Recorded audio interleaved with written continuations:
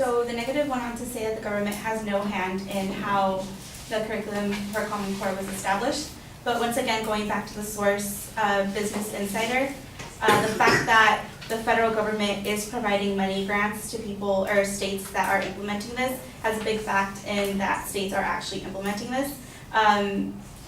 Because states are getting this money and they feel like they can use it towards their education system, they're taking on the challenge of implementing this into all of their schools just to get that money, even if they're not ready for it. Also, the negative said that teachers help create and make their own curriculum and it makes things easier on them. But according to the National Education Access President, teachers report that there has been little to no attempt to allow educators to share what's needed to get Common Core implementation right. In fact, 2/3 of all teachers report that they have not even been asked how to implement these new standards into their classrooms.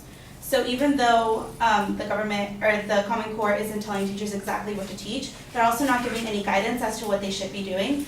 And it's pretty much giving them a one-way street.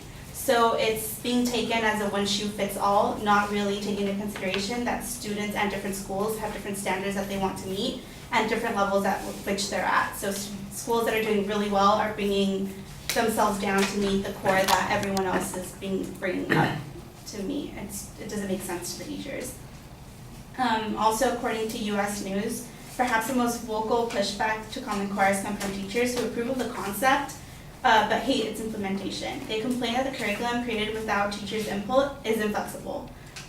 So once again, teachers can't really do anything to better the Common Core. They have nothing to go off of.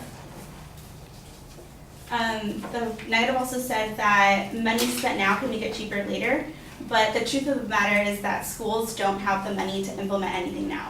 So any money that they do put into it, it's pretty much halfway through. So they can't commit to anything fully because they don't have the correct amount of money to do it. So money that they're putting into this now isn't gonna better anything later. It's not gonna make everything cheaper, it's just gonna make everything harder. The negative also said that small betterment is good, based off of what I said earlier, that we can't expect results right away. But the results that schools are getting are practically negligible. They're not getting a reasonable amount of results to actually say that anything is changing the correct way. And negative also stated that Common Core is used to raise the bars, but it doesn't make sense to raise the bar when students aren't able to meet anything. It asked, based off of Problems with America Common Core Education Standards off of Business Insider, the Common Core asked kids to do close readings and answer text-based questions with evidence from the text. But a teacher states that kids are reading so far below grade level that they just lose it and shut down completely. So it's not making students want to do better, it's making them shut down completely because they don't have the means to do better. Once again, increasing rigor isn't really helping anyone. And going to the standardized tests that Common Core implements, the tests are so intense that it takes an average student 8 to 10 hours to complete, and teachers are under so much pressure to prepare the students to do well.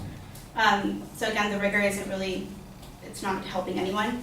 And based on a single exam, students can be told that they are below grade level, and it's leading teachers to take illegal actions to increase the scores. A school in Arizona, I think over 37 teachers were caught messing with the scores in order to reach the actual standards that Common Core is implementing for them.